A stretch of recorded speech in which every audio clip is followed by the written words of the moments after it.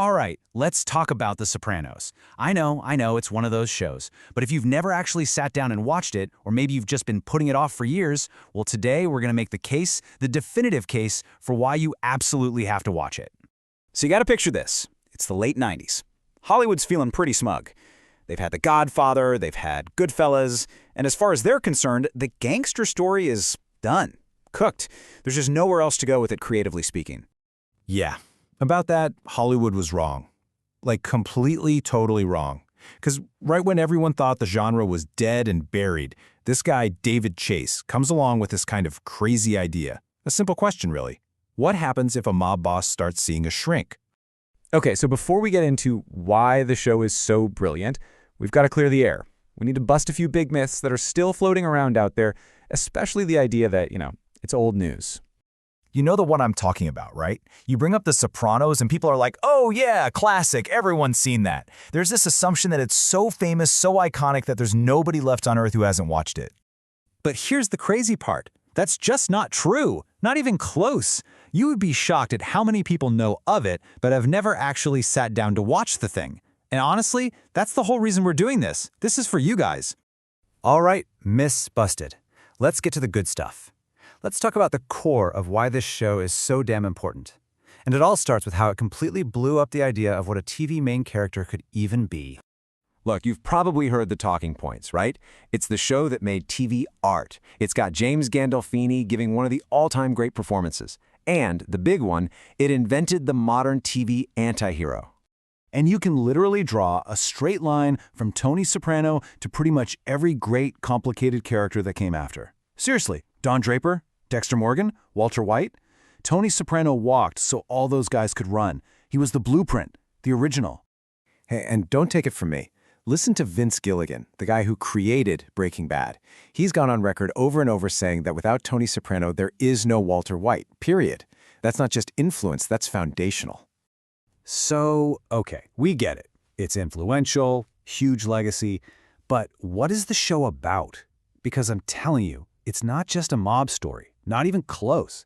The real genius is way deeper. To get it, we've got to get on the couch with Tony. And this is the key right here. The mob stuff, that's just the setting. The real story is this incredibly deep, messy, and sometimes gut-wrenching dive into this one guy's head. We see it all. The therapy, the messed up childhood, the failing marriage, the fights with his kids. It's a total psychological breakdown of a person. And it's not just Tony who's struggling. The show is just brutally honest about mental health and that feeling of, what's it all for? There's this one line from his nephew, Christopher, that just hits so hard. He's trying to explain his depression, and he says this. It sounds so simple, almost clumsy, but if you've ever felt that way, it's perfect. This is the whole conflict of the show in one scene. Tony knows what Christopher is going through. He wants to connect, but he can't. Because in their world, you can't show weakness, ever. So instead of being vulnerable, they put on this tough guy act. But you can see it in their eyes. They're both just drowning. It's absolutely heartbreaking to watch. All right, so it's a game-changing TV drama. It's a deep dive into the human psyche. Got it? But here's the part that nobody tells you. The show's secret weapon. Are you ready for this? The Sopranos is hilarious. I mean, laugh out loud, one of the funniest shows ever made. Okay, Exhibit A. I need to introduce you to a man named Paulie Walnuts. This guy is a national treasure of weirdo comedy. He'll just say something like this, completely deadpan, like it's the most normal thing in the world. But that's not even the best part. This is his signature move. After he delivers the punchline, he'll turn to the guy standing right next to him and repeat the entire joke, word for word. I can't explain why it's so funny, but it is. It's just so perfectly Paulie. The comedy is also just woven into how these guys talk. They're always trying to use big words to sound smart, and they just butcher the language in the most beautiful ways. It's a nonstop parade of malapropisms. Saying Quasimodo when they mean Nostradamus, or saying they're at the precipice of an enormous crossroad. It's incredible. And it's not just the wordplay.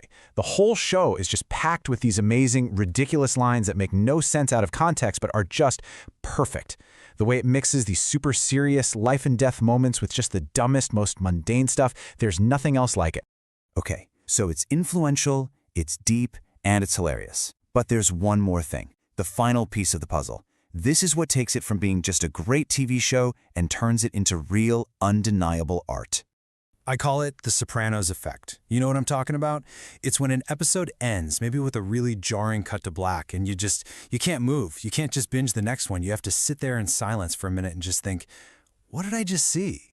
And the reason it hits you like that is because the storytelling feels completely free. You can just tell there were no suits in a boardroom saying, we need more action here, or can you make Tony a little more likable? The show was never afraid to be slow or quiet or to just let a moment hang in the air. And really, that's the whole ballgame. What you're watching is the pure, unfiltered vision of one creator and his team.